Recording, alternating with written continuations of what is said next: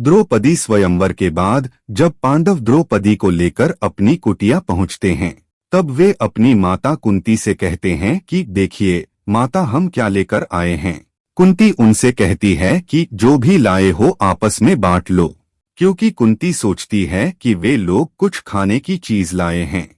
जब वे देखती हैं कि यह तो एक दुल्हन है जो कि अर्जुन की पत्नी है, कुंती बहुत ही दुखी होती हैं कि उन्होंने यह क्या कह दिया।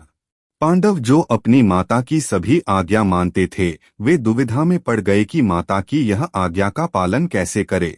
तभी श्री कृष्ण वहां आते हैं और माता कुंती से कहते हैं कि द्रौपदी ने पिछले जन्म में सर्वगुण संपन्न पति पाने के लिए भगवान शिव की तपस्या की थी और उसने वरदान में 5 गुणों से युक्त पति की कामना की थी। तब भगवान शिव ने उसे वरदान दिया था कि अगले जन्म में उसे 5 पतियों की प्राप्ति होगी और हर एक पति में एक गुण होगा। श्री कृष्ण की बात सुनकर कुंती उनसे सहमत हुई और इस तरह द्रौपदी 5 पांडवों की पत्नी कहलाने लगी।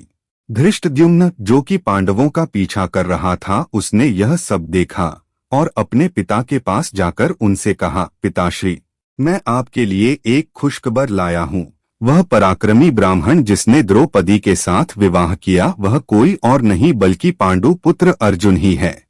राजा द्रुपद यह सुनकर बहुत खुश हुए, लेकिन जब धृष्टद्युम्न ने अपने पिता को यह बताया कि द्रौपदी 5 पांडवों की पत्नी है, तो यह सुनकर राजा द्रुपद बहुत दुखी हुए, क्योंकि यह विधि के विरुद्ध था। उस समय ऋषि व्यास वहां आए। उन्होंने राजा द्रुपद से कहा, हालांकि इस तरह के विवाह की पवित्र ग्रंथों में अनुमति नहीं है, किंतु यह एक विशेष विवाह है जो कि स्वयं भगवान शिव का वरदान है जो द्रौपदी को मिला है, तो यह विधि के विरुद्ध नहीं है। राजा द्रुपद ऋषि व्यास की बातों से सहमत होते हैं और अपनी पुत्री के विवाह का आयोजन करवाते हैं। 5 पांडव अपनी माता कुंती के साथ राजभवन में प्रवेश करते हैं। तभी वहां युधिष्ठिर अपना वास्तविक परिचय देते हैं। इस बात से राजा द्रुपद को बहुत खुशी होती है, क्योंकि वे अपनी पुत्री द्रौपदी का विवाह अर्जुन के साथ ही कराना चाहते थे और वही हुआ। फिर द्रौपदी का 5 पांडवों के साथ विवाह संपन्न हुआ और वे सभी माता कुंती के साथ हस्तिनापुर पहुंचते हैं।